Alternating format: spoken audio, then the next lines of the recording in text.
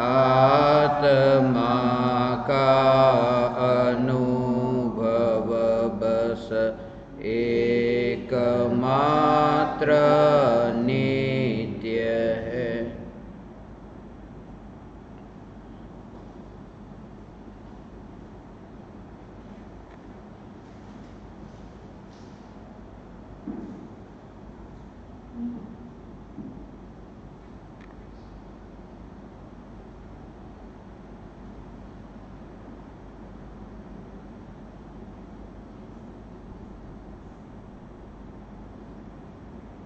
पहली शंका,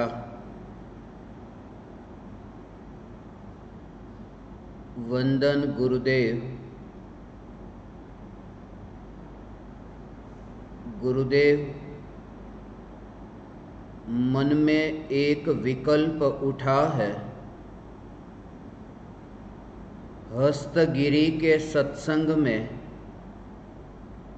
आपने कहा मोर है तो मोर पीछी भी मिलेगी और मुनिराज भी होंगे।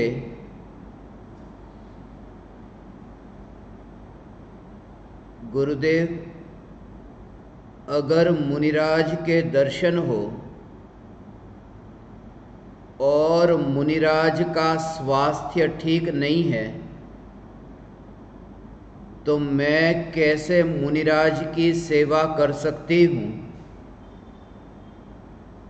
मुनिराज तो अपनी साधना और चैतन्य की मस्ती में मस्त होंगे, तो उस समय उनकी साधना में कोई बाधा न पहुंचाते हुए मुझे क्या करना चाहिए?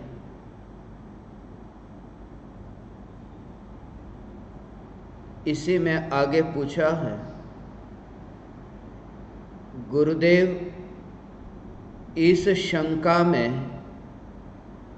कोई भूल हो जाए तो मैं अनंत गुरुओं और आपसे दो हाथ जोड़कर क्षमा मांगती हूँ। कई सालों से ये शंका है कि मुनिराज का जब आखिरी समय है तब भी वो क्या अंतर मुहूर्त में अपने आत्मा में लीन होते हैं? वो दशा कैसी अद्भुत होगी, कृपया करके मुझे समझाइए। एक और शंका, मुनिराज के देह विलय के बाद अगर कोई साधक है तो वे क्या करेंगे? अगर मुनिराज के साथ दूसरे मुनिराज है तो वे क्या करेंगे? और साधक भी नहीं, कोई दूसरे मुनिराज भी नहीं, तो क्या होगा? गुरुदेव, स्वस्थि मुखी के अनंत अनंत वंदन।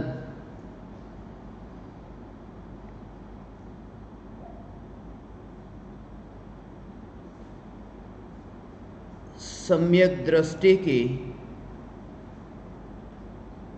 अंतर परिणति, इस विषय पर पिछले कुछ दिनों से शंका समाधान का संवाद हो रहा है और यह शंका भी मुझे सम्यक दृष्टि की अंतर परिणति से संबंधित ही लगी। इसलिए खासकर भले ही 2 दिन पहले की घटना है, फिर भी मैंने इस शंका को आज लेना चाहा। और खास महत्वपूर्ण कारण यह, ज्ञान दीपक स्वस्थि मुखी के बार बार संदेश आ रहे हैं कि अमेरिका में अभी ऐसा तूफान मचा है कि किसी भी समय मेरी मृत्यु हो सकती है, मेरी हत्या हो सकती है। काली चमड़ी और गेहुए वर्ण वाली चमड़ी, गोरी चमड़ी वाले उनकी हिंसा करने पर उतरे हैं। ऐसा अमेरिका में आजकल माहौल है। यदि घर से बाहर मैं निकली और मेरी हत्या हो जाए, मृत्यु हो जाए, तो मुझे क्या करना चाहिए? स्वयं की मृत्यु के साथ उन्हें ये सब शंका उत्पन्न हुई है, जिस पर मैं बहुत सालों से बोलने के लिए विचार करता था। और आज से मैं इस पर थोड़ा कहूँगा कि जब भावलिंगी मुनिराज, वनविहारी मुनिराज, यदि वनविहारी मुनिराज के योग में और मुनिराज है तो किस प्रकार से रहते हैं, साधक पुरुष है तो वे कैसे रहते हैं, साधक स्त्रियां है तो वे कैसे रहती है, इनकी एक शंका ने अनेक समाधान के द्वार खोले हैं। और स्वस्थी मुखी 5वें नंबर का ज्ञान दीपक, और आज का दिन भी मुझे 5वें ज्ञान दीपक और 5वें तीर्थंकर से स्मरण में आया। इसलिए आज सुबह जब मेरी आंखें खुली और जब मैंने देखा 11/6 का दिन 116 मुझे दिखाई दिया, और इसी से मुझे 5वें तीर्थंकर सुमतिनाथ स्मरण में आए। सुमतिनाथ के गणधर की संख्या 116 थी, और आज का दिन 116 का दिन है, और सभी तीर्थंकरों में सबसे अधिक गणधर की संख्या सुमतिनाथ के गणधर की थी। और इसी वजह से आज ये विचार आया कि मृत्यु से पहले इस ज्ञान दीपक को अमृत का बोध हो, अमृत की अनुभूति हो। अमेरिका में रहते हुए भी उन्हें ये जो आंखों के सामने मृत्यु दिखाई देती है, और पिछले कुछ दिनों से उनके संदेश ऐसे ही आते रहते हैं कि मृत्यु बार बार दिखाई दे रही है।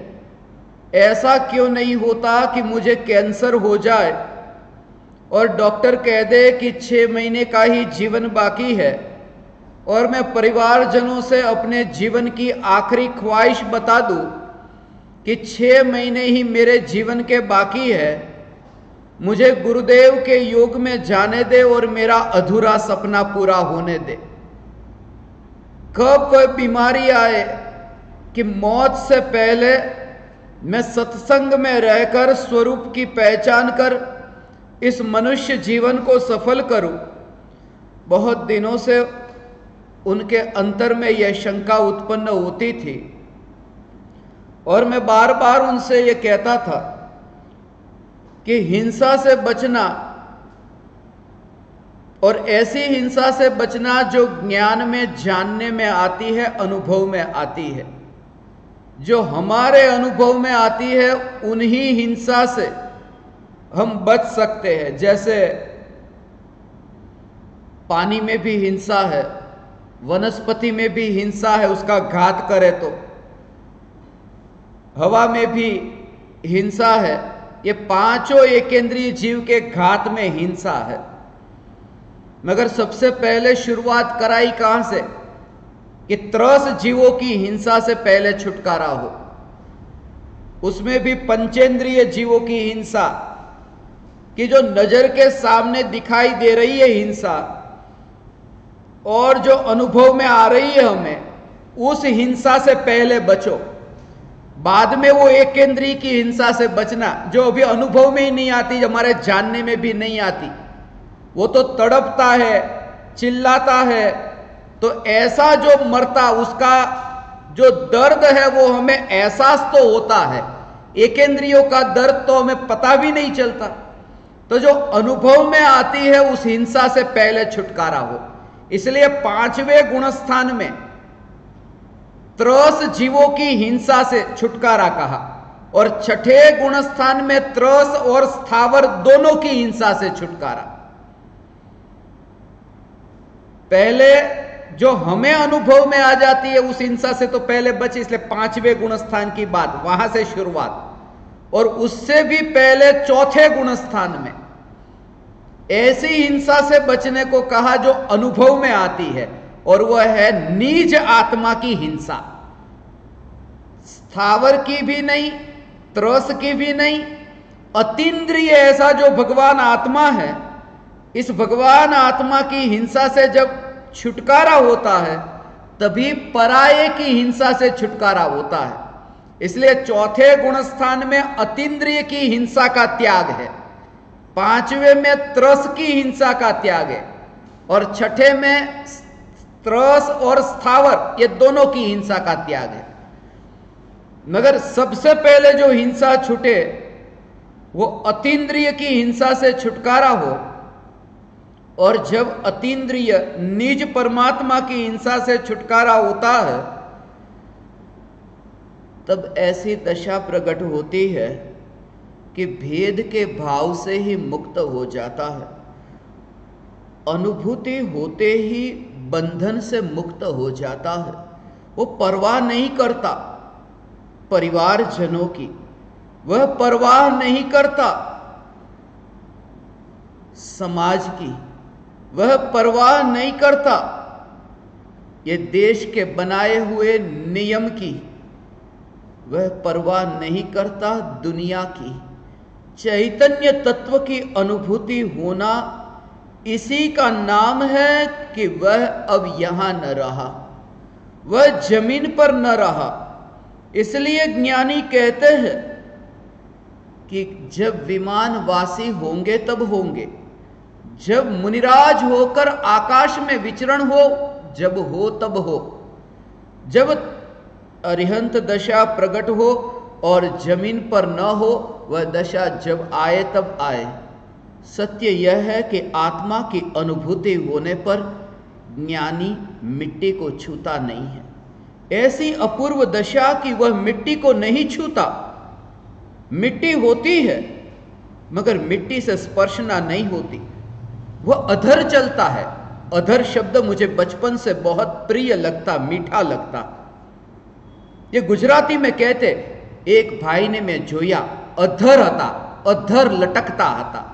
अधर, वह ज्ञानी अधर होता है।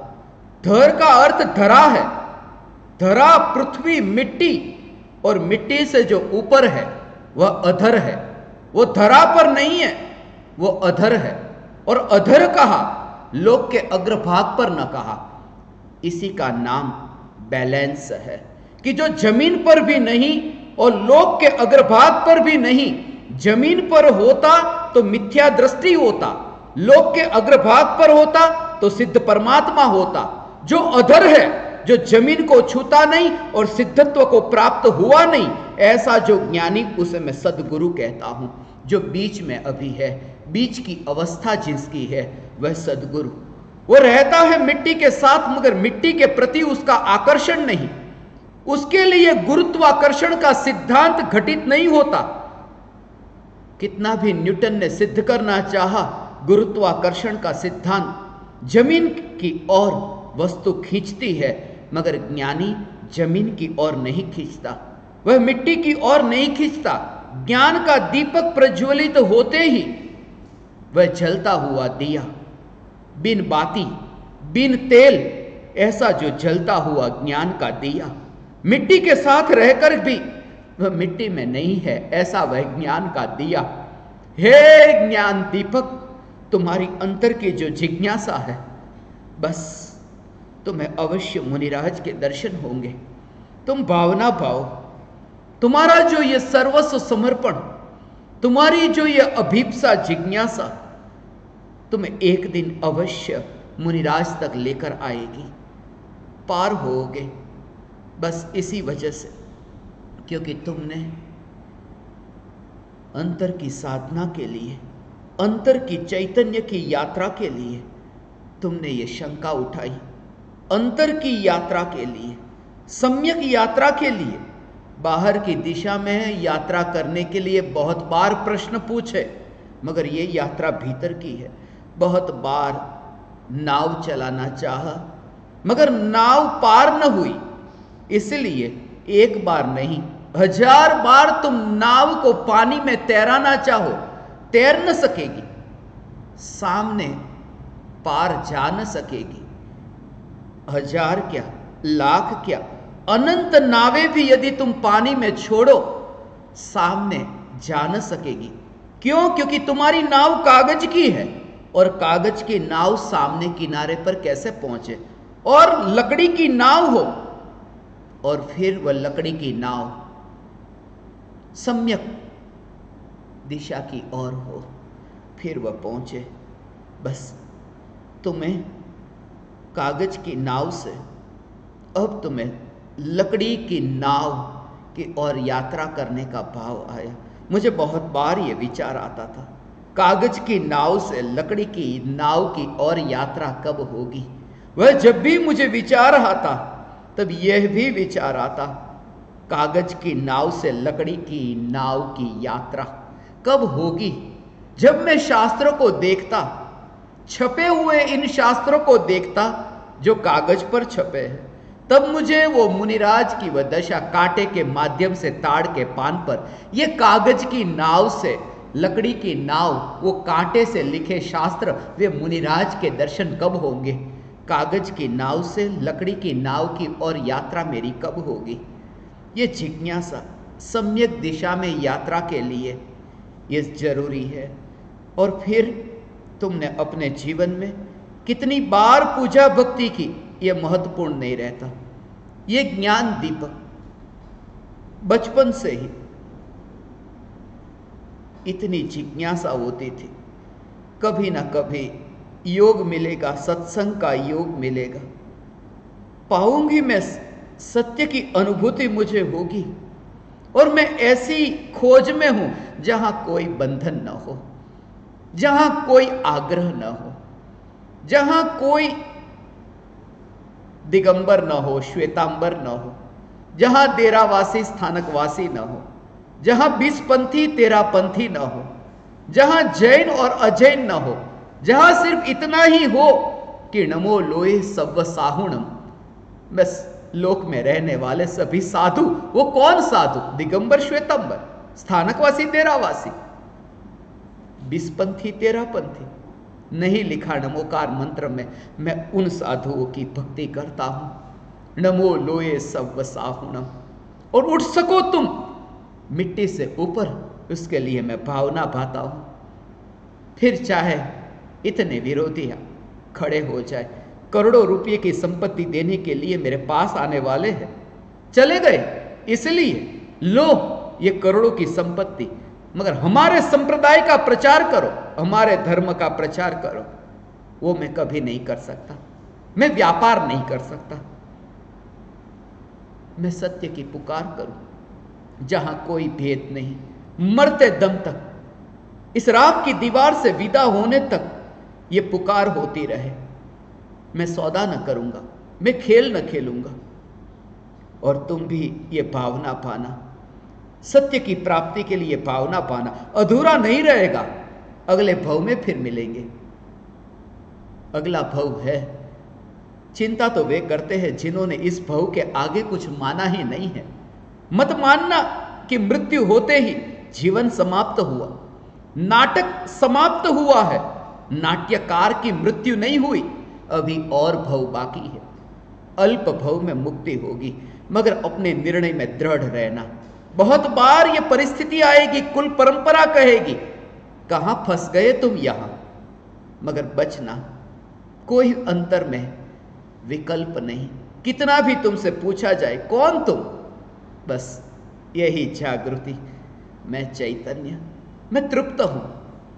बस इस तृप्ति से ही फिर ये पुकार निकलेगी। फिर तुम हजारों बार शास्त्र को नहीं पढ़े, तुमने हजारों बार तुमने मंदिर के द्वार पर प्रवेश नहीं किया, एक ही बार तुमने पुकार कर ली। मुझे बंगाल का व्याकरण शास्त्री स्मरण में आया, बहुत ज्ञानी, इतना व्याकरण का ज्ञाता। पिताजी कहते थे, बेटा तू इतना बड़ा हुआ, क्योंकि पिताजी की उम्र भी 90 साल की थी, बेटा 60 साल का था। तू अब भगवान का नाम कब लेगा? परमात्मा को कब याद करेगा? अब तू भी बूढ़ा हुआ, मैंने तो पूरे जीवन भर राम राम राम की ही माला जपी है, अब तू कब जपेगा?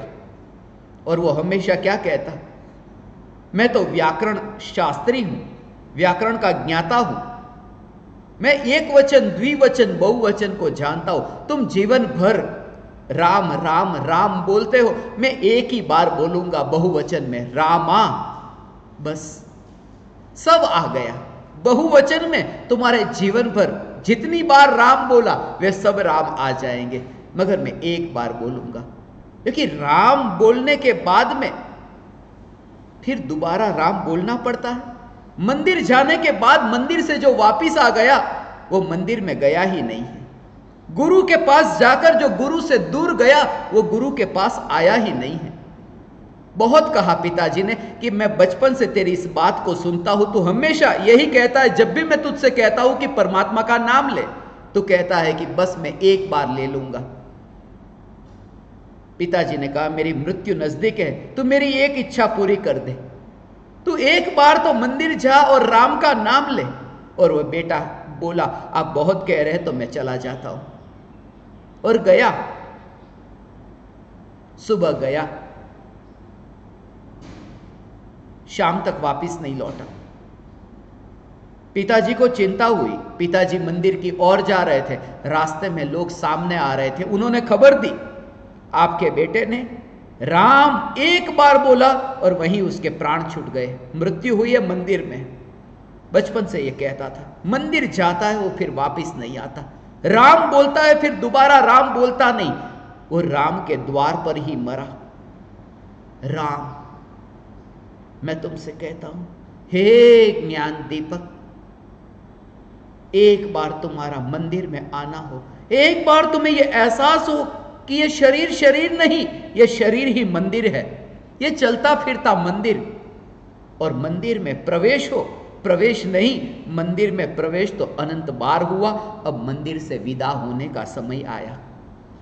मगर विदा तो वो होता है जिसे यह एहसास होता है कि यह मंदिर है, फिर वो अटकता नहीं, फिर वो पक्षपात में अटकता नहीं, फिर वो कहीं फंसता नहीं। और ये लक्षण है, ये स्वस्ति मुखी के लक्षण है। अभी जो उन्हें शंका हुई है मेरे इस देह से विदा होने से पहले, काश उन्हें ये समाधान नजर के सामने मिले कि मुनिराज के जब दर्शन होते हैं तब मुनिराज के पास कैसे बैठते हैं। वो घड़ी निकट काल में आएगी, अब वह दूर नहीं, अब वह घड़ी निकट काल में, फिर वहां कोई भेद न दिखेगा। दूर से देखो वो भाव न होगा, नजदीक जाकर के असलियत का पता चलेगा। अभी ये दूर से पूछा है, नजदीक आओ, निकट आकर के सब समझ में आएगा। दूर से तो सब अच्छा लगता है, दूर के ढोल सुहावने, दूर है तब तक सोना सा दिखाई देता है, नजदीक गए कि मिट्टी, दूर से वो हीरा चमकता दिखता है, नजदीक गए कि अरे ये तो पत्थर। दूर से तो सब अच्छा लगता है, नजदीक जाकर के मुनि के निकट जाकर दर्शन करना। और मुनि के निकट जाकर दर्शन करने का अर्थ क्या कि सम्यक्त्व के साथ मुनिराज के दर्शन, वही मुनि के निकट जाकर दर्शन। क्योंकि मुनि है आत्मा में लीन और तुम भी हुए आत्मा में लीन, तो मुनि के ही निकट गए, उसी स्वरूप के निकट गए जिस स्वरूप में मुनिराज लीन है, ये मुनि के निकट गए। और एक बात कि तुम पहले गुणस्थान में थे, अब चौथे गुणस्थान में आए, तो इतनी यात्रा तुम्हारी पार हुई, अब और पांचवा और छठा सातवां ये और नजदीक गए, मुनि के गुणस्थान के नजदीक गए। जब आत्मा की अनुभूति होती है तब तुम मुनि के नजदीक जाते हो, मुनि को निकट जाकर मुनिराज के दर्शन करते हो। मैं पूरी रात भर सोया नहीं हूं, पूरी रात भर मैं बैठा हूं, इसी शंका पर मैं विचार करता रहा और मुझे बहुत सी बातें स्मरण में आई। मलुकदास मुझे स्मरण में आए, संत हुए, बड़े महात्मा थे, बचपन में ही उनके लक्षण थे। बाजार में जाते, उनकी यह आदत थी, रास्ते पर कचरा पड़ा हो, कचरे को रास्ते से हटाते। वही उनका काम था कि रास्ते में से कचरे को हटाना। कांटे हो तो कांटे को हटाते। सुबह भेजते सब्जी लाने के लिए, शाम तक वापस नहीं लौटते। सब्जी तो दूर की बात, वो रास्ता साफ करने में ही लगे रहते। और पिताजी बहुत परेशान थे। वो कहते थे कि मलुक तू ये क्या कर रहा है। सुंदरदास उनका नाम था। पिताजी कहते थे बहुत परेशान करके रखा है तूने, तुझे सब्जी लेने भेजता हूं, तू रास्ता साफ करने लगता है। तू मेरे घर में क्यों पैदा हुआ, तू भंगी के घर पैदा क्यों नहीं हुआ। जब यह कहानी मैंने सुनी थी पहली बार, तभी से मुझे ये सब भेदों से अभेद होने की यात्रा की ये पहली जो इच्छा जगी थी वो यहां से। तू भंगी के घर में पैदा क्यों नहीं हुआ। भंगी के बारे में सुना बहुत था, मगर भंगी का अर्थ मैंने सबसे पहली बार तब जाना। भंगी कौन? सम्यक दृष्टि ज्ञानी धर्मात्मा, ये भंगी। एक बार वो कचरा साफ कर रहा था। कचरा साफ कर रहा था कि एक गुरु ने उसे देख लिया कि ये बच्चा कचरा साफ कर रहा है, रास्ते पर कांटे साफ कर रहा है। पीछे पीछे चल दिया वह गुरु। मलुक दास अपने घर की ओर जा रहे थे, ये गुरु भी पीछे पीछे। और वहां जाकर सुंदरदास से मिले कि अरे ये बेटा आपका है। ये हाँ, आपका बेटा बड़ा होकर संत होगा। मैं तो इससे बहुत परेशान हूं।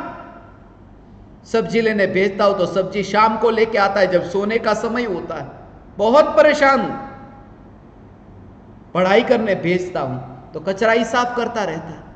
बहुत परेशान हूं मैं। बोले आप परेशान मत होना, लोग तरसते हैं ऐसे बेटे के लिए। आपका बेटा बड़ा होकर के ऐसे अज्ञानियों के मोक्ष के मार्ग पर जो जहां जहां वो कचरे और कंकड़ और कांटे जहां आएंगे, वो कांटे को निकालने वाला है। ये लक्षण अभी से दिख रहे उसके। आज उसके अंदर ये जिज्ञासा जगी कि बस इस राह पर जो चले कांटा उन्हें न चुभ जाए, उसके लिए ये कांटे को मैं हटा लूं। आज वो भाव जगा है। कहानी तो इतनी लंबी है, कभी मौका मिला मैं कहूंगा, मगर मलुक दास कांटे को हटाते और सब कहते भंगी। उस समय ही मुझे ये विचार आता, भंगी शब्द बहुत प्रिय है। इसलिए तो ये ऐसे ही शब्द नहीं दिया, सप्तभंग। ये सप्तभंग है, बहुत प्रिय शब्द है। और सप्तभंग है वो सप्तभंग नहीं है, सप्तभंगी नहीं। स्याद अस्ति स्याद नास्ति, स्याद अस्ति नास्ति, स्याद अवक्तव्य, स्याद अस्ति अवक्तव्य, स्याद नास्ति अवक्तव्य, स्याद अस्ति नास्ति अवक्तव्य, ये सब जो सात, वो सात नहीं। और नहीं किसे होते हैं? सम्यक दृष्टि ज्ञानी को। श्रुत ज्ञान जिन्हें है उन्हें नहीं है। तो भंग तो ज्ञानी को होते हैं। और जो भंग के धारक, जो इस ज्ञान के धारक, वे ज्ञानी, वे भंगी। और जो अज्ञानियों के कंकड़ कचरे को हटाते हैं, वे सद्गुरु, वे भंगी है। सद्गुरु भंगी होते हैं। इसलिए जब भी मैं किसी भंगी को देखूं रास्ते पर झाड़ू लगाने वाला, तब मुझे यह विचार आता। बचपन में जब मैं स्कूल में जाता, सुबह का समय होता था स्कूल का, और उस समय भंगी झाड़ू लगाते। उस समय मुझे यह विचार आता, हमारी पढ़ाई में वो आता था। कचरे को मैं देखता कि भंगी झाड़ू लगाता है, कचरा साफ करता है। उसके पास में एक टोकरी रहती, टोपलो। ये टोपलानी अंदर सावणो फेरवी फेरवी ने कचरो भेगो करे। और मैं जानबूझ करके वहां से निकलता, पास से निकलता। कपड़े मेरे गंदे होते, स्कूल जाने से पहले ही, सुबह का समय, सुबह सुबह ही झाड़ू लगाते, क्योंकि लोगों का आवागमन सुबह के समय कम होता, मगर हमारा आवागमन सुबह के समय ही ज्यादा होता। और उनको देखता, तब यही विचार आता, कचरा इकट्ठा करके टोकरी में भर के रखा है, तो यह विचार आता कि ये कचरा अभी जमीन पर था, अभी यहां आ गया। वो क्या बताता है? वो इस बात को बताता है कि कचरा जमीन से चिपका नहीं था, मिला हुआ नहीं था, इसलिए तो अलग हो गया। ऐसे ही राग द्वेष के भाव आत्मा में मिले नहीं है, इसलिए तो दूर होते हैं, वरना दूर कैसे होते। वो भंगी को देख करके ये विचार आया था। भंगी शब्द बहुत प्रिय है। जिसने पाया वो भंगी में ज्ञानी को देख सकेगा। ज्ञानी में यदि भंगी को देख सकता है तो भंगी में ज्ञानी को क्यों नहीं देख सकता। हरिजन शब्द मुझे बहुत प्रिय है। हरि का जन, ज्ञानी को हरिजन कहते हैं, क्योंकि हरि है वो त्रिकाली ध्रुव चैतन्य तत्व, वो हरि है, वह हरि है। और जो पर्याय उसका आश्रय लेती है, प्रत्येक पर्याय देश है और देश के नागरिक है, जनता कहते हैं, जनता। तो आत्मा के प्रदेशों की पर जो प्रति समय ये जनता, ये पर्याय, जो पर्याय आत्मद्रव्य का आश्रय लेती है वो पर्याय हरिजन है। और ऐसा जो आत्मा का आश्रय लेने वाला, बस वही। दूसरा उसका अर्थ है, भक्तामृत स्तोत्र में हरि शब्द का उपयोग हुआ है। हरि हरान, हरि, हरि का अर्थ है हरण कर लेने वाला। जो लोगों के मन का हरण कर लेता है वह हरिजन है। जो दूसरों के मन का हरण कर लेता है, जिसे देख करके दूसरे को प्यास लगे, कैसी होगी यह दशा, कब पाऊं मृत्यु से पहले मुझे यह बोध हो कि मैं शरीर नहीं, मैं मिट्टी नहीं, मैं भंगी नहीं, मैं हरिजन नहीं, मैं मुसलमान नहीं। हाँ मैं मुसलमान हूं। मैं मुसलमानों की सभा में जब जाता तब मुसलमान के लिए हमेशा यह कहता, मुसलमान बहुत प्रिय है। मुसलमान का अर्थ होता है सिद्ध परमात्मा। तुम्हें झटका लगेगा ये सुनकर के, मुसलमान और सिद्ध परमात्मा।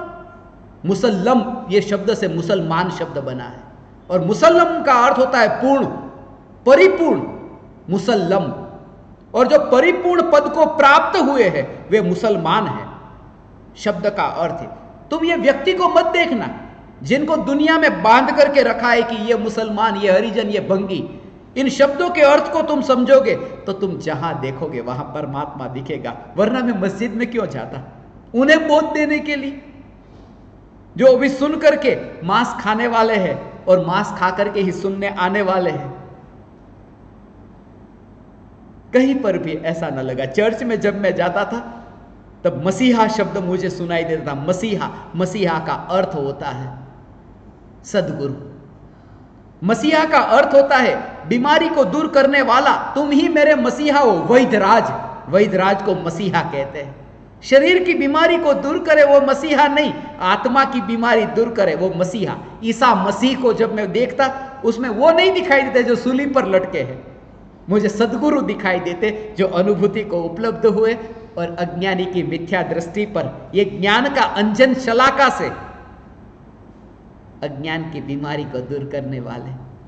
हे ज्ञान दीपक, पार हो जाओ इस मृत्यु की घड़ी से पहले। तुम ऐसी दशा को पार कि बस अब मिथ्यात्व रहा ही नहीं, अब ऐसा सम्यक तो, ऐसा निर्विकल्प अनुभव हुआ, भेद के भाव से पार हो गए। यही तो है ये ज्ञान दीपक की जो जिज्ञासा है। गुरु के लिए मैं क्या करूं? शुरुआत में उन्होंने कहा कि आपने सत्संग में कहा मोर है तो मोर पीछी भी मिलेगी और मुनिराज भी होंगे। अगर मुनिराज के दर्शन हो और मुनिराज का स्वास्थ्य ठीक नहीं है तो मैं मुनिराज की सेवा कैसे कर सकती हूं? मुनिराज की सेवा, सेवा के साथ यदि वात्सल्य न हो तो सेवा एक बंधन बन जाती है। सेवा के साथ अहोभाव न हो तो सेवा एक घुटन बन जाती है। सेवा के साथ यदि समझ न हो तो सेवा अहंकार बन जाती है। इसलिए हे ज्ञान दीपक, तुम्हें सेवा करने का भाव आया। मैंने बहुत सेवक देखे, इसलिए तुम्हें चेतावनी दे रहा हूं। ये सेवा का भाव आया। सेवा कैसे करना ये बाद में, मगर सेवा करते समय क्या होना चाहिए वो पहले ये जान लो, क्योंकि जागृति के बिना तुम्हें जीवन भर सेवा करने का भाव आएगा। मैं तरह तरह के लोगों को जानता हूं। पहली बार जब यहां आए, ऐसे बाप को जानता हूं जो बेटे को लेके आए और बोलते थे जीवन भर छोड़ के जा रहे, और 4 दिन में लेके गए। बेटा कहता था जीवन भर में आपका,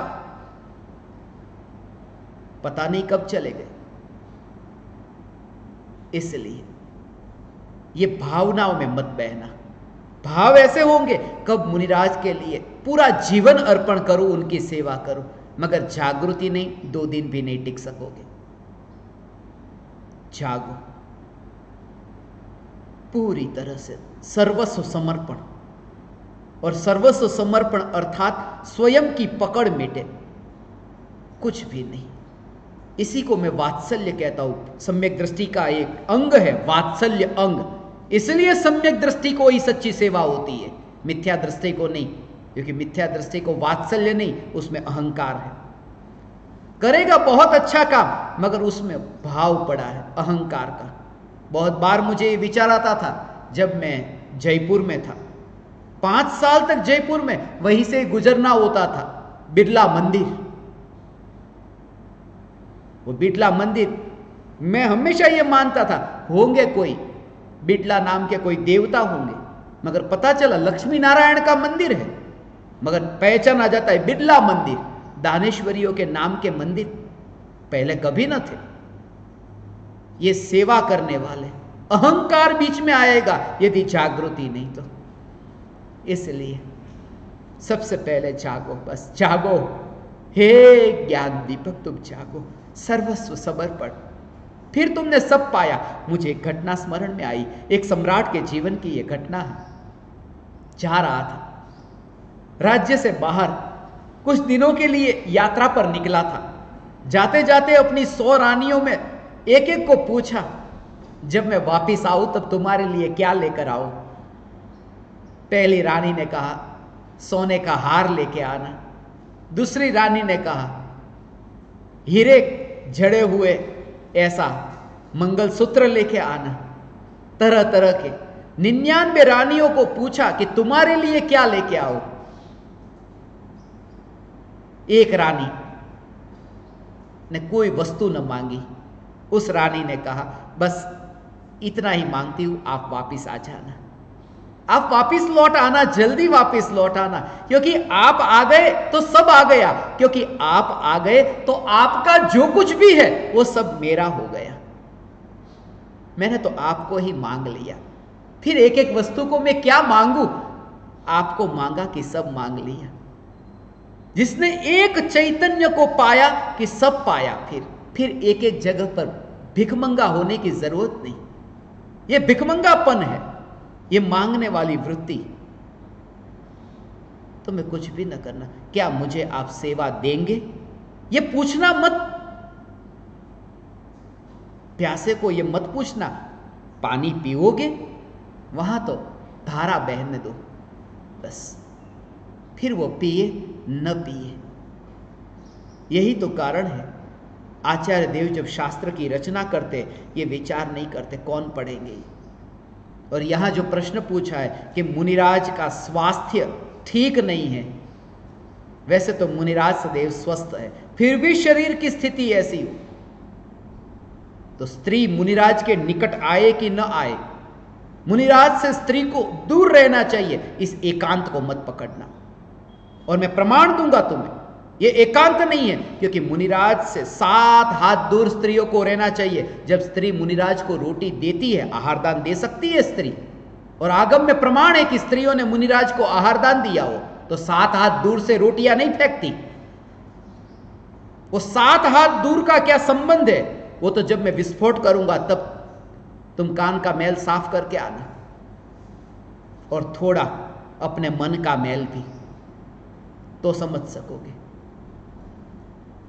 मुनिराज की सेवा स्त्री भी कर सकती है, पैर को छूकर नहीं, आहार देती है, औषधि देती है। स्त्री मुनिराज की सेवा करती है। और यदि मैं आपसे कहूं, जब वह दशा होती है कि मुनिराज जब बीमार पड़े तो मुनिराज की सेवा की भावना भाई है। हे स्वस्ति मुखी, तुमने ये जो भावना भाई है, मुनिराज की सेवा करने की तुम्हें ये जो भावना अंतर में जगी, पहली भावना ये भाव कि जब मुनिराज की ऐसी दशा आए कि उनका स्वास्थ्य ठीक न रहे, उससे पहले मेरी ऐसी दशा आए कि मैं आरी का हो जाऊं। मैं उस पंचम गुणस्थान की दशा को पांचवा ज्ञान दीपक मैंने इन्हें चुना इसी भाव से कि वे निकट काल में पंचम गुणस्थान को प्राप्त हो। तुम पंचम गुणस्थान वर्ती हो ना, और होएंगे होएंगे, ये मैंने जाना, निकट काल में ये होएंगे। आग्रह छोड़ा, अहंकार छोड़ा, ये उस स्थिति में पहुंचेंगे। सभी प्रकार के पक्षपात को छोड़कर स्त्री मुनिराज के पास रहे, साथ रहे, रहे या न रहे, गृहस्थ मुनिराज के साथ रहे या न रहे, और मुनिराज के साथ, मुनिराज तो बस गुफा में ही बैठे रहते हैं, 24 घंटे गुफा में बैठे रहते हैं, जरूरी नहीं है। गुफा में अंधेरा ही अंधेरा, क्या अंधेरे में ये शास्त्र लिखे होंगे? आचार्य कुंदकुंद देव ने ये ताड़ के पान पर तरुतल पेड़ के नीचे भी बैठते हैं, स्मशान में भी, नदी के तट पर भी। और यदि गृहस्थ मुनिराज के साथ न हो तो ये पत्ते को इकट्ठा किसने किया? मुनि तो इकट्ठा करते नहीं, लिख करके छोड़ देते हैं, मगर इकट्ठा करने का काम कौन करता है? हाँ, एक बात सत्य है कि मुनि उन गृहस्थों को अपने साथ घूमने के लिए नहीं कहते, ये गृहस्थ की भक्ति, मगर उन्हें दूर भी नहीं भेजते कि जाओ यहां से। उन्होंने बस गृहस्थ दशा का त्याग किया। फिर कोई पीछे पीछे चला जाए तो मुनि कुछ भी ना कहेंगे, पीछे चला जाए ये तो दूर की बात, उन पर कोई उपसर्ग भी कर दे, गले में सांप डाल दे तो भी कुछ नहीं कहने वाले, वो पीछे चलने वाले को कैसे मना करेंगे? वो जो उपसर्ग तक जो सहन कर लेते हैं, वे गृहस्थ आसपास बैठ करके अपनी साधना करते हैं, उन्हें क्यों मना करेंगे?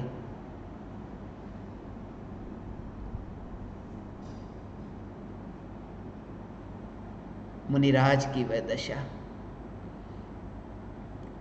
होंगे, आरजी का भी होंगे, श्रावक भी होंगे, श्राविका भी होंगी,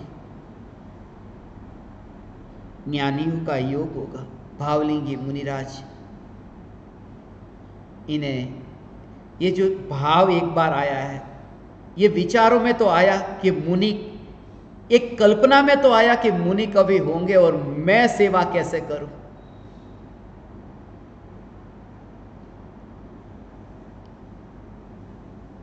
यात्रा होगी, दूर दूर की यात्रा हुई है, भारत से अमेरिका की यात्रा हुई है, अमेरिका से भारत की भी यात्रा होगी, परदेश की यात्रा हुई है तो स्वदेश की भी यात्रा होगी। और ऐसे लोगों को तो जल्दी समझ में आ सकता है भेदों से पार होना। ऐसा नहीं है कि वहां धर्मी ही है, मगर अमेरिका में ये मैंने देखा,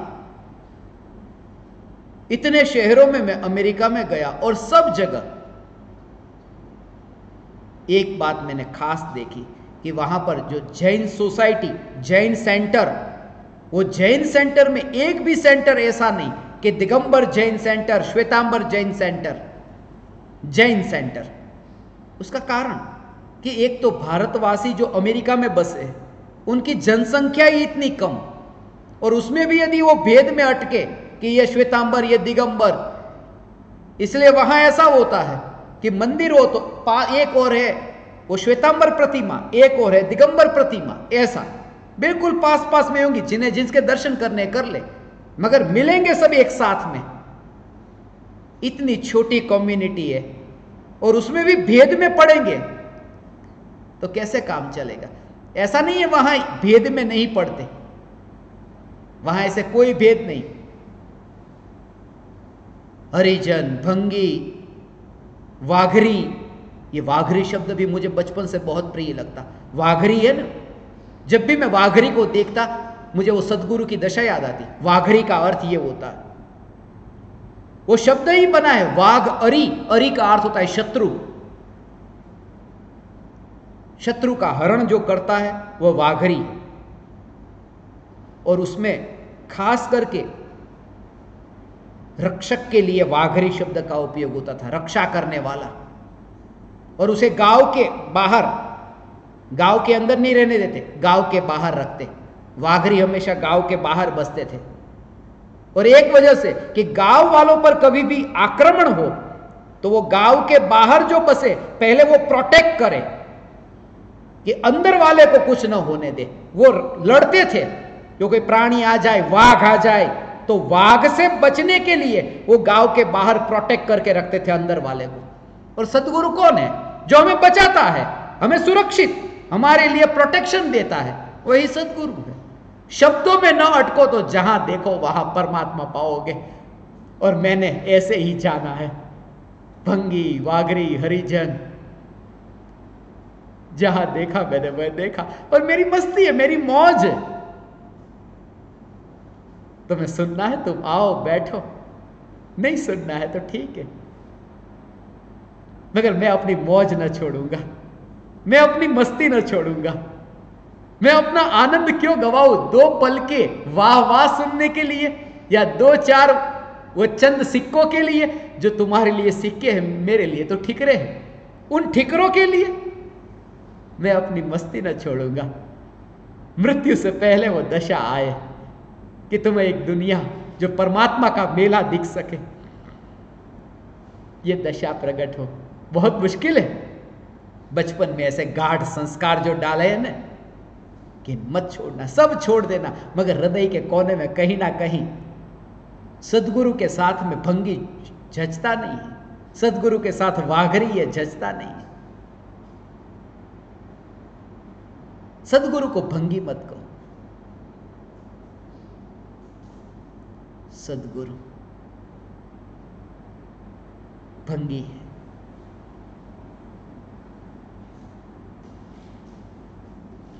पता ही नहीं चलता।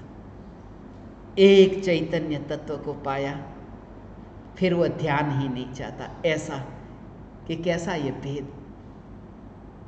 इसलिए तो मैं तुमसे ये कहता हूं, ये सब छोटी छोटी बातों पर तुम्हारा ध्यान न जाएगा। अब महिला है, मुनिराज को आहार दान देती है। अब मासिक धर्म में अब उसे हाथ तो लगाना नहीं चाहिए। अब क्या करे? मंदिर में बैठी है और पूजा कर रही है। पूजा करते करते उस समय यदि वो मासिक धर्म वो उस समय शुरू हो गया, अब क्या करे? अब वो पूजा की थाली को फेंक दे, उधर बंद कर दे, उसका ध्यान न गया। ऐसा भी हो सकता है, क्यों नहीं हो सकता?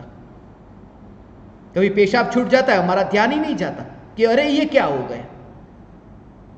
तो उससे इतना दोष नहीं होता। सबसे बड़ा दोष है उस दोष की ओर ध्यान नहीं जाता, और उस दोष में जो चमड़े का दोष है उसकी ओर पहले ध्यान जाता है। और सब आहार दो, आहार दो, आहार देने के लिए खड़े, पूजा करने के लिए खड़े। और एक व्यक्ति ने यदि हाथ लगा दिया तो हाथ लगा दिया तो बस वो सब पूरी कतार में जितने भी खड़े, क्योंकि एक ने दूसरे को, दूसरे ने तीसरे को, सब ने हाथ लगाया है, तो सब अछूते हो गए। क्योंकि एक अछूता तो उसके हाथ में कनेक्शन वाले। और पूजा में मैं बचपन में ये बहुत देखता, अर्घम निर्वपामिति स्वाहा, ऐसा करता तो कोई दूसरा हाथ उसके ऊपर लगाता, फिर तीसरा हाथ उसके ऊपर लगाता, ऐसे लंबे हाथ लगते, कनेक्शन जुड़ता है। ऐसा आजकल नहीं होता ये, क्योंकि वायरलेस हो गया ना, सब दूर से ही कनेक्शन हो जाता है। फिर पहले ऐसा देखता था जो वायर वाले फोन थे तब, टेलीफोन। इन सब बातों में मत अटकना। मगर दोष तो लगता है उनके साथ में रह करके, फिर सुतक का दोष तो लगेगा। 5 दिन का और प्रसूति हुई तो 1.25 महीने का, और उनके साथ में रहे। और आत्मा कैसे प्राप्त हो? सुतक वाले के साथ में। तीर्थंकर भगवान का जन्म हुआ, माता के साथ में 1.25 महीने रहे। साथ में नहीं तो मां के गर्भ में ही 9 महीने तो रहे। सम्यक दर्शन, चमड़े से पार होना, इसी का नाम सम्यक दर्शन है। बोलना आसान है, देखो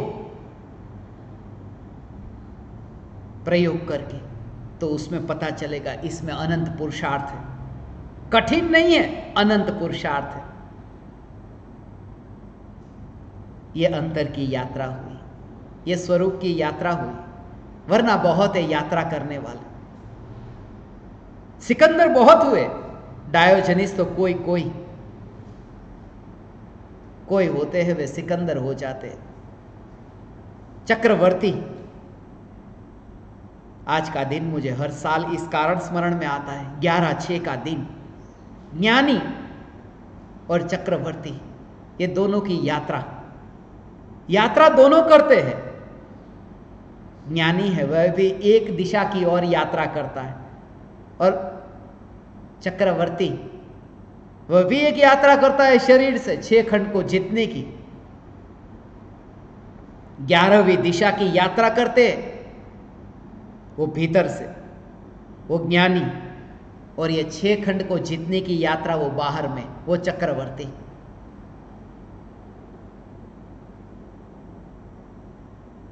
आत्मा की अनुभूति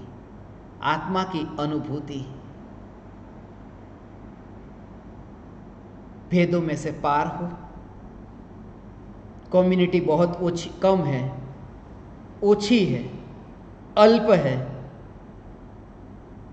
जैसे अमेरिका में ऐसा होता है, वहां ये भेद नहीं होते, वहां पता ही नहीं चलता कौन किस जाति का है। मगर ऐसा नहीं कि वहां वितरागी है, वहां पर वो पता नहीं चलता, मगर काले और गोरे का तो पता चलता है। ये थोड़े दिन पहले ही काले को मार दिया गोरे लोगों ने, तो वो भेद तो खड़ा है। कहीं ना कहीं भेद में अटक जाते हैं, बस इसमें नहीं तो इसमें, उसमें नहीं तो इसमें, मगर कहीं ना कहीं अटकना हो जाता है। और ज्ञानी जो कहीं नहीं अटकता, और स्वयं नहीं अटकता, ऐसा नहीं, जो अटकता है उसे भी पुकारता है कि तुम मत अटकना। यदि तुम्हें विराट को पाना है तो, यदि तुम्हें इस देह को ही देवालय के रूप में देखना है, तुम्हें इस देवालय में बसे हुए देव को ही परमात्मा स्वरूप देखना है, मत अटकना इसमें। एक स्वरूप की प्राप्ति और एक स्वरूप पर जोर, सब भेदों से पार। इसलिए तो मैं इसका भी विस्फोट करने वाला हूं। कार्तिकेय मुनि, पिता और पुत्री दोनों के बीच में संभोग हुआ, पिता पुत्री के बीच में, और जो बेटा पैदा हुआ कार्तिकेय, वो मुनि हो गया, ऊंचे कुल में पैदा हुआ। वो मां और बेटी के भोग से भी पैदा हुआ तो मुनि हो सकता है, और नीचे कुल में पैदा हुआ तो पति पत्नी के भोग से पैदा हुआ तो भी नहीं हो सकता। ये सब 2 कौड़ी की बातें हैं, ये तुम्हारा अहंकार है और कुछ भी नहीं। और इसके पीछे मेरे पास में इतने प्रमाण हैं, वो सब बताऊंगा। तुम्हारे आगम के प्रमाण तुम लेके आना, मगर पार हो, इन सब से पार हो। बाप ऊंचे कुल का हो, ऊंचे कुल वाला हो तो ही दीक्षा का अधिकारी है। अब बाप ऊंचे कुल का, उसका बाप ऊंचे कुल का, उसका बाप ऊंचे कुल का, उसका बाप ऊंचे कुल का, क्योंकि ऊंचे कुल से ही ऊंचे बेटे पैदा होते। तो तुम्हें पता है तुम्हारा बाप ऊंचे कुल का था, मगर उसका बाप, उसका बाप, उसका बाप, उसका बाप वो ऊंचे कुल वाला था, तुम्हें पता है? ये तो इस समय जो तुम देखते हो दुनिया का माहौल, इसमें ये ऊंचा कुल और नीचा कुल यहां के हिसाब से, ये अनादिकाल से ऊंचा वाला ऊंचा, ऐसा नहीं कि जो अभी वो ऊंचा कुल वाला है वो अनादिकाल से ऊंचा कुल वाला था, और जो नीचे काल वाला है, नीचे कुल वाला, वो अनादिकाल से नीचे कुल वाला था। और वो तो पता भी नहीं चलता। कभी कभी तो मैं ऐसे भी बताऊंगा कि एक मां है, उसकी 2 शादी हुई। एक बार ऐसा हुआ नीचे कुल वाले के साथ में शादी हुई, और फिर ऊंचे कुल वाले के साथ में शादी हुई, और बच्चा पैदा हुआ। अब जो नीचे कुल वाले के साथ में शादी हुई थी, 2 दिन साथ में रहे, शादी छूट गई, तलाक हो गया।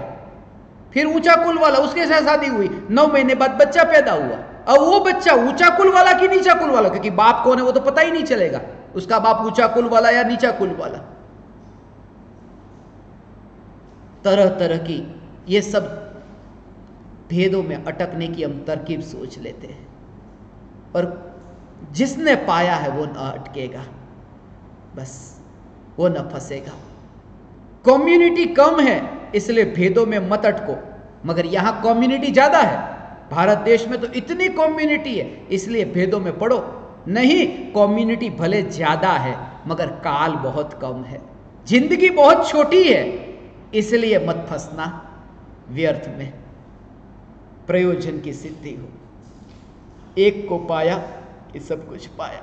ये कार्तिकेय से मुझे शिव स्मरण में आए। मैंने शिव की कहानी पढ़ी थी बचपन में।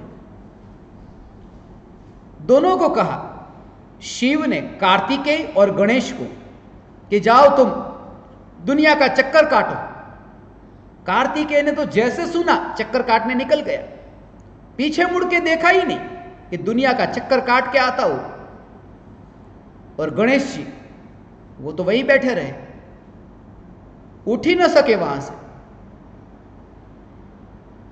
और थोड़ी देर बाद वे उठे, शिव के ओर घूम लिया, चक्कर काट लिया। शिव बैठे थे कि वहां चक्कर काट लिया कि बस यही मेरी दुनिया है पिताजी, आप ही मेरी दुनिया हो। मैंने आपका चक्कर काट लिया कि दुनिया का चक्कर काट लिया। और उन्हें पुरस्कार मिला, कार्तिकेय को न मिला। एक चैतन्य, पूरी दुनिया में जाने की जरूरत नहीं, एक चैतन्य। गुरु नानक के जीवन की यह घटना मुझे विस्मरण में आई। वो नानक काबा की ओर पैर करके बैठे थे। बोले नानक ने काबा की ओर पैर, काबा की ओर पैर रखे, ये काबा का अपमान है। तो जब नानक को कहा कि ये काबा की ओर पैर क्यों रखा, उन्होंने कहा ठीक है तो मेरे पैर तुम उस दिशा में कर दो जहां काबा नहीं है।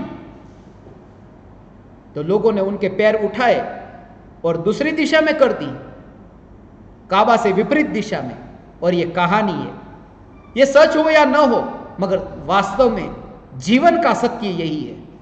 कहानी यह है कि जैसे ही उल्टी दिशा में पैर कर दिए कि काबा भी उल्टी दिशा में मुड़ गया।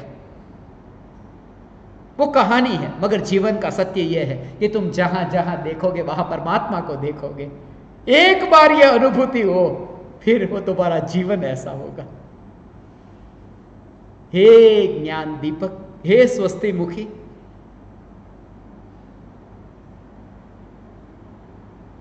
तुम्हें यह भाव आया, गुरु की सेवा तुम अवश्य कर सकोगी।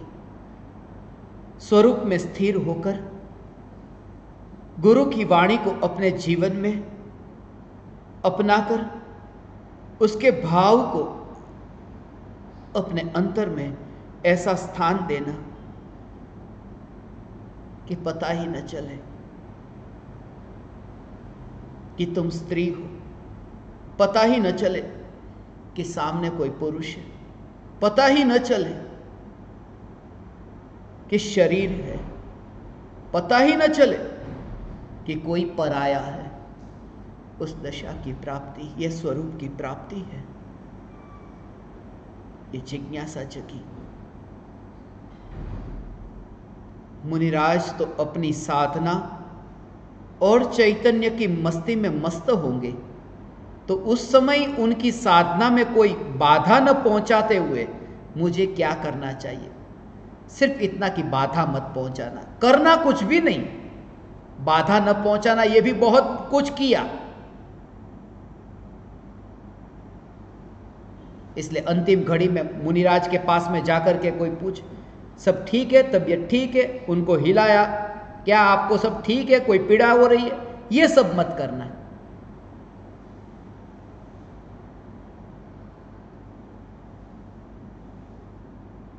और आगे जो उन्होंने पूछा है, पहले से ही माफी मांगी, क्योंकि उन्हें शंका ये थी और उसमें शंका में संकोच था कि क्या मुनिराज आखिरी समय है तब भी अंतर्मुहूर्त में आत्मा के ध्यान में लीन होते हैं? अंतर्मुहूर्त का काल बाकी हो, अंतिम घड़ी हो, तब तक आत्मा के ध्यान में हर अंतर्मुहूर्त में लीन हो, तभी वे मुनि है। वो भावलिंगी मुनि की ये दशा। द्रव्यलिंगी हो सकते हैं, आत्मा के ध्यान में हर अंतर्मुहूर्त में लीन न भी हो सकता है। द्रव्यलिंगी अर्थात पहले से लेकर के 5वें गुणस्थानवर्ती हर अंतर्मुहूर्त में लीन न होते हो, मगर यहां तो ये नियम है, ये मुनिराज की दशा। हर अंतर्मुहूर्त में आत्मा के ध्यान में बीमारी होती हो, तब भी आत्मा के ध्यान में वे कैसे लीन हो सकते हैं? कैसे स्थिरता? तुम्हें कठिन लग रहा है क्योंकि तुम उस राह पर अभी चले नहीं। जैसे ही अनुभूति होगी तो मुनि का स्वरूप समझ में आएगा। ऐसा मुझे घटना अभिस्मरण में आई। 2 मित्रों के बीच में शर्त लगी। शर्त यह थी, पहला मित्र बोला दूसरे से कि तुम बड़े ध्यानी, तपस्वी, धर्मी बने फिरते हो, चलो शर्त लगाते कि यदि तुम इतने बड़े धर्मी हो तो एक कमरे में बैठ जाओ और बाहर न निकलोगे, बाहर न निकलोगे 1 बरस तक। और यदि 1 बरस तक तुम अपने उस कमरे में से बाहर नहीं निकले तो मैं तुम्हें 10 लाख रुपए दूंगा, और तुम बाहर निकल गए तो तुम हार गए। 1 बरस का काल। वो मित्र तो कमरे में गया और बैठा। 1 दिन बीता बड़ी मुश्किल से, पसीना पसीना होता है, यहां वहां दीवारों को देखता है, घर की दीवारों को, राख की दीवार को। अब क्या करे? 2 दिन 3 दिन जैसे जैसे दिन बीतते गए, अंतर में यह विचार चलने लगा। मैंने सुना था गुरु की पुकार को, ये दीवार तू नहीं, ये राख की दीवार तू नहीं। और ऐसा उसे जब विचार आने लगा, 1 बरस में 2 दिन की देरी थी, तब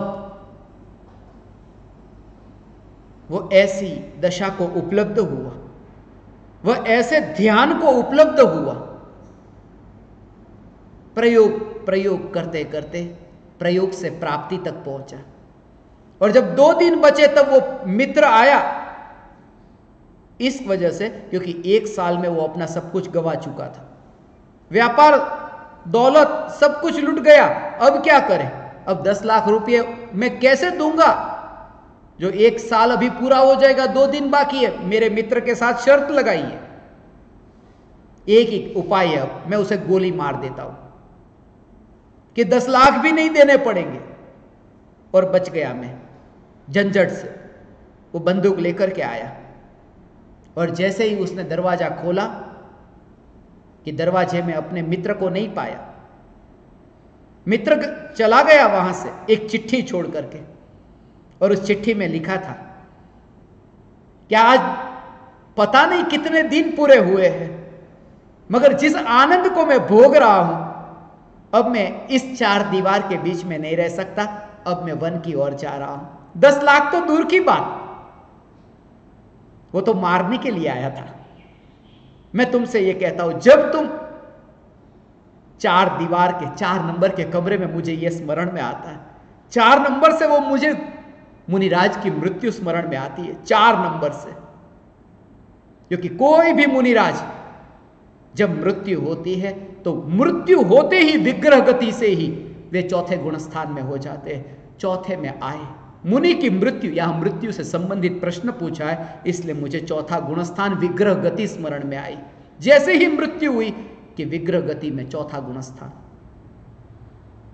4 आदमी कंधे पर लेकर नहीं जाते, पता नहीं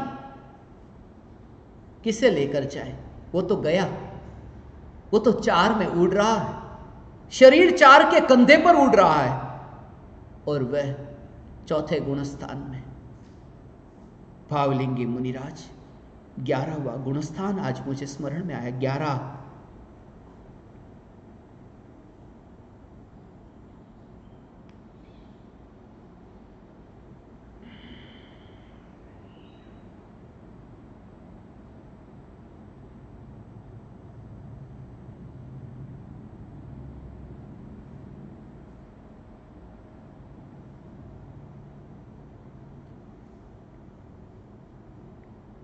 चैतन्य तत्व की निर्विकल्प अनुभूति होने पर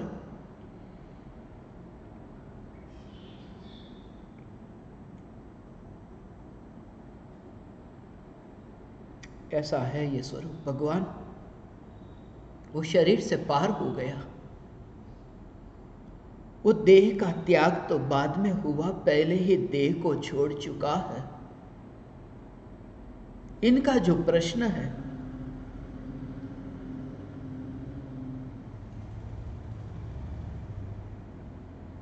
कृपया करके मुझे समझाइए कि मुनिराज के देह विलय के बाद मृतदेह का क्या होता होगा। उनका मूल प्रश्न यह है, मुर्दे का क्या होता होगा। मुर्दे में मत अटकना। मुनिराज अग्निदाह नहीं देते, और भी मुनिराज आसपास होंगे, उनका कार्य यह नहीं अग्निदाह देना। फिर वह गुरु का शरीर भी क्यों न हो। गृहस्थ, जैसे गृहस्थ आहार दान देते हैं, औषधि देते हैं, ऐसे ही गृहस्थ मृतदेह की अग्निदाह की विधि करेंगे, और करे भी और न भी करे, कोई जरूरी नहीं।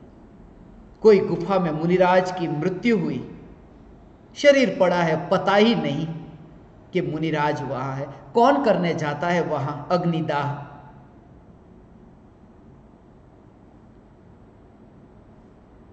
भावना भाते हैं ऐसी दशा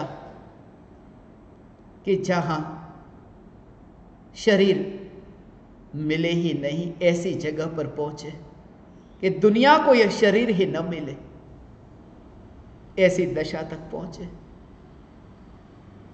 जब मृत्यु हो कि यह शरीर ही दुनिया को न मिले, ऐसी मैं भावना पाता हूं। ऐसा नहीं कि गुफा में मेरी मृत्यु हो, वो पत्थर के बीच में गुफा में रहूं और यह शरीर ही दुनिया वालों को न मिले। ये नहीं, मैं चैतन्य गुफा में मस्त होकर के उस केवली की दशा को प्राप्त हो कि जब मृत्यु हो तो शरीर के परमाणु ही ऐसे बेर बिखेर हो जाए कि दुनिया को शरीर ही न मिले। सिद्धत्व की प्राप्ति होती है तब केवली परमात्मा के शरीर का अग्निदाह नहीं होता, शरीर ही नहीं मिलता। भावना ये पाता हूं, वह दशा प्रकट हो। हे ज्ञान दीपक, मुनिराज के देह विलय के संबंध में तुम्हें जो ये शंका हुई,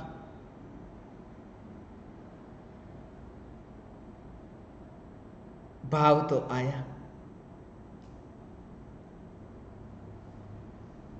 ये जो जिज्ञासा उन्हें हुई,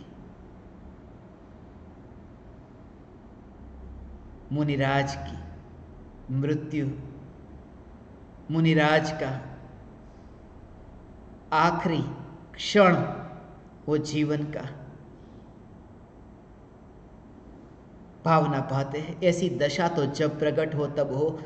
ऐसी दशा जिन्हें प्रकट हुई है उनका योग तो हो, उनके दर्शन तो हो। अभी अभी जब मैं यहां आया, बिल्कुल उल्टी भक्ति गाई जा रही थी, और बिल्कुल शंका उल्टी, ये संजोग भी कैसा मिला। भक्ति ये गाई जा रही थी कि जब मेरी मृत्यु हो तब गुरु का संग मुझे मिले, और शंका यहां यह है कि गुरु की मृत्यु हो तब मैं उनके संग में बैठा रहूं।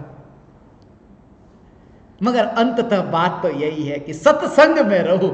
मृत्यु किसकी हो रही ये नहीं, सत्संग हो रहा है।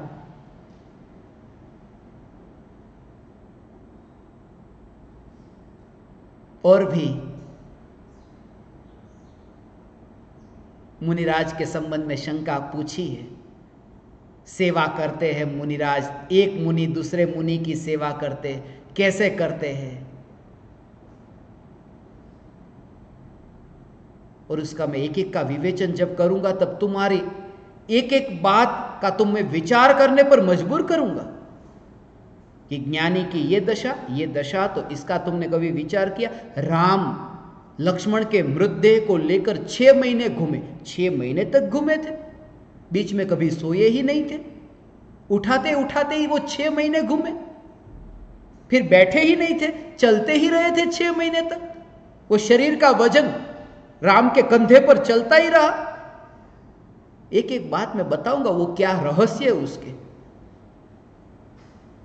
मगर जीवन बहुत अल्प है, क्या क्या बताऊंगा, जीवन अल्प है।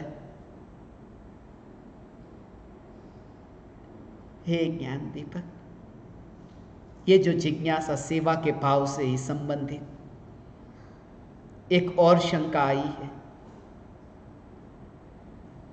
दूसरी शंका,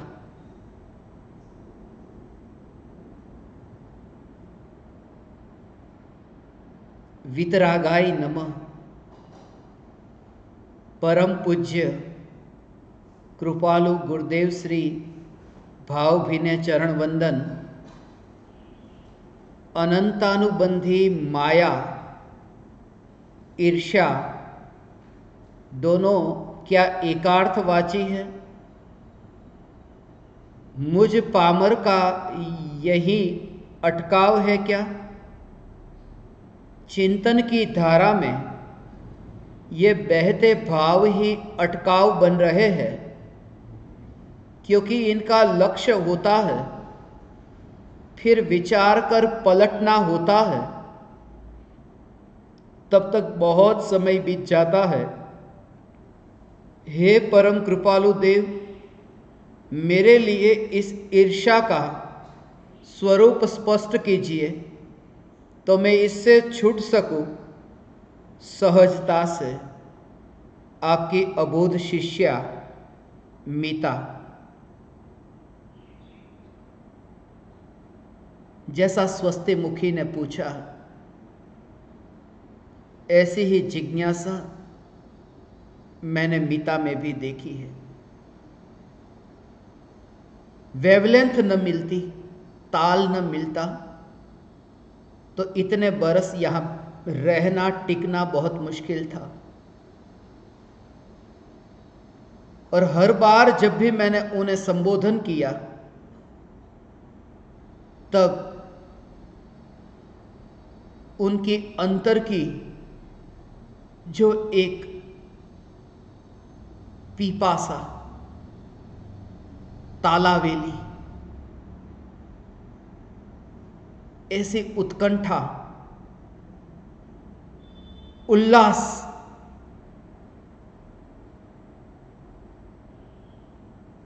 जैसे बरसात के मौसम में पानी की एक एक बूंद के लिए तरसते, कैसा इंतजाम करते। बचपन में ये देखता मैं, उमराला गांव में पानी नहीं आता तो 7 दिन 15 दिन, और जिस समय वो पानी आता नल में से, हम टंकियां पूरी भर लेते, टंकियां नहीं बाल्टी भर लेते, बाल्टी भी नहीं गिलास एक बार भरे थे, जितने गिलास घर में थे वो सब भर लिए थे। चाय के कप भी भर करके पानी से, कि जितना जितना बर्तन है सब भर लो, क्या पता कल पानी आए या न आए। और इनकी जो जिज्ञासा है, ये वाणी कल निकले या न निकले।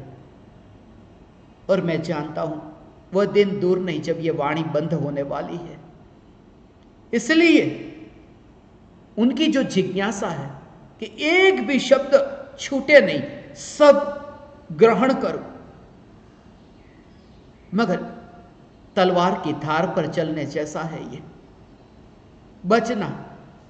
क्योंकि ये जिज्ञासा तुम्हारे जैसे जीवों के लिए समझना बहुत जरूरी है मुख्य कारण ये कि तुम स्त्री हो। बेनश्री बेन, चंपा बेन, शांता बेन, पूज्य गुरुदेव श्री के संग में, सत्संग में रहे, सदा कहते थे पूर्व भव में ईर्ष्या जचता नहीं था, ईर्ष्या होती। ये गुरुदेव ही सब सवाल के जवाब देते, इतने होशियार, हम क्यों नहीं। और छल किया, माया की, और माया के फल में हमने स्त्री पर्याय पाई। छल का, कपट का परिणाम है।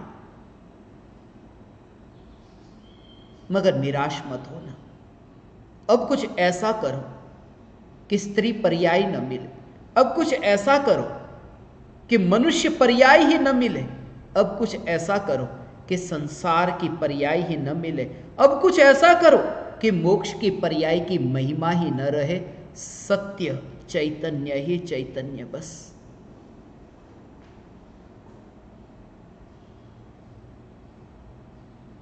ये जानबूझकर सेवा करने वालों के साथ में मैंने जानबूझकर ये जो ज्ञान दीपक बोधामृत की रचना कुवैत में हुई, मगर जब मैंने ज्ञान दीपकों के नाम और नंबर ये चुने थे, उस समय ये स्वस्ति मुखी, ये श्रुत सागर, ये अध्यात्मवेत्ता, ये गुणग्राही, ये जो नाम चुने थे, एक एक के पीछे यही कारण था। उनकी अंतर आत्मा में जो भाव भरे थे, और खास करके साधना में ये बहुत जरूरी है। ये जो ईर्ष्या पूछा 25 नंबर के ज्ञान दीपक बोधामृत में ये लिखा, अन्य साधकों की गुरु भक्ति देखकर ईर्ष्या मत करना। और स्त्री अटक जाती, ज्यादा संभावना ईर्ष्या, वह आगे और मैं पीछे, उसका नाम और मेरा नाम नहीं। पुरुष में भी है वो भाव, मगर पुरुष का ऐसा है कि वो बोल देता है, व्यक्त कर देता है जैसा है, वो अंदर दबा के नहीं रख सकता। जैसे स्त्री गम पी सकती है, आंसू पी सकती है, पुरुष ऐसा नहीं पी सकता, वो अंदर ही है, अंदर अंदर ही अंदर।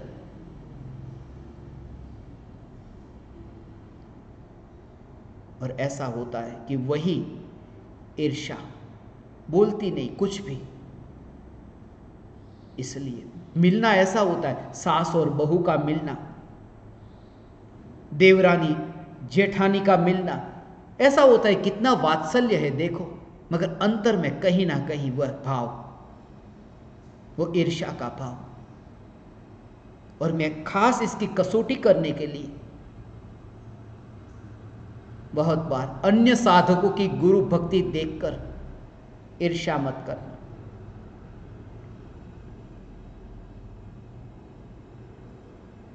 और मैंने बहुत बार ये कसौटी की है स्वस्ति मुखी के साथ में। तो मैं जब भी बात करता हूं तब ये कसौटी करता हूं, अरे ये श्रुत सागर, ये अध्यात्मवेत्ता, ये गुणग्राही, उनकी क्या महिमा कहूं। पूरे दिन भर इतनी सेवा करते हैं, इतनी सेवा करते कि उन्हीं के निमित्त से मैं राख की दीवार का पड़ोसी लिख सका। मगर उन्होंने एक बार भी, स्वस्ति मुखी ने एक बार भी ये न कहा, इतनी तारीफ उसकी क्यों करते हो मेरे सामने, उनके जैसे गुण मेरे में कब प्रकट होंगे, यही कहा। ईर्ष्या भी हो सकती थी, कब वो दशाई, और उसी से इस शंका का जन्म हुआ है, कब मैं मुनि की सेवा करने आ सकूं। चैतन्य की जागृति रहे, भेदभावों से पार होकर अपूर्व अनुभूति होगी। और क्या तुम अर्पण करोगे? अनंतानुबंधी माया और ईर्ष्या,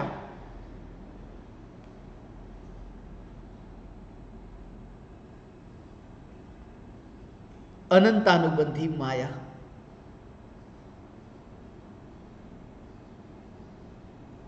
आत्मा की अनुभूति हो, कि अनंतानुबंधी माया छूटी और अपने प्रति ही जो भेद का भाव था वो भेद का भाव छूटा। इसलिए कहा कि निर्विकल्प द्रव्य की अनुभूति निर्विकल्प पर्याय में होती है। अंतर और बाहर का भेद मिटता है, ईर्ष्या का भाव मिटता है स्वयं के प्रति ही जो ईर्ष्या का भाव था। यह स्वयं के प्रति ईर्ष्या है, स्वयं के प्रति माया।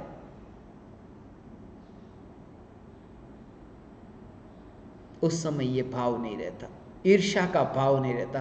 तुलना जो होती है ना, इसका ऐसा इसका ऐसा, मेरा ये उसका ये, जिस समय निर्विकल्प अनुभूति होती है उस समय अपने साथ ही ईर्ष्या ये भी नहीं होती। कैसे कि भूतकाल की जो पर्याय है, वर्तमान की जो पर्याय है, भविष्य की पर्याय है, इन पर्यायों में अच्छा बुरा, कौन आगे कौन पीछे नहीं। उस समय तो विकल्प ही नहीं, ऐसा द्रव्य का आश्रय कि अपने प्रति जो ईर्ष्या हो रही थी अपनी पर्यायों में ही, वो ईर्ष्या मिट गई। वो निर्विकल्प का भाव यह है, निर्विकल्प हुआ, वह ईर्ष्या मिटी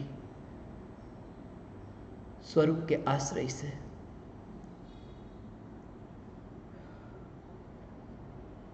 और स्थूल रूप से कहे तो पहले ईर्ष्या छूटती है, स्थूल रूप से कहे तो पहले ईर्ष्या छूटती है और फिर अनंतानुबंधी माया छूटती है। क्योंकि तुम सत्संग में बैठ करके भी वो ईर्ष्या का भाव न छोड़ सको, दूसरों के प्रति तुम्हारा तालमेल न बैठे, वो तो बात की बात। गुरु के योग में जाकर के तो उस दशा को पाना था कि सारे जगत में सभी जीवों के प्रति तुम्हारा वात्सल्य भाव जगे। मगर तुम जिसके सत्संग में जाना चाहते हो उनके प्रति ही तुम्हारा वात्सल्य भाव नहीं, तो सारे जगत में सबके प्रति कहां वात्सल्य रहेगा। शुरुआत करो, वरना तुम आत्मा को निर्मल कैसे करोगे, सत्संग से स्वयं को शुद्ध कैसे करोगे। यह श्रुत का सागर है, यह ज्ञान का सागर है, यह अमृत है। और अमृत की अनुभूति हुई, फिर जो कहा सो बोधामृत हो गया। हे ज्ञान दीपक, तुम्हें ऐसी दशा प्रकट हो। हे स्वस्ति मुखी, हे श्रुत सागर, आप ज्ञान दीपकों को ऐसी शंका हुई जिस शंका से मेरा सत्संग हुआ। मैं आप समस्त परमात्माओं को मेरे हृदय के अंतःकरण से प्रणाम करता हूँ। मेरे प्रणाम स्वीकार कर।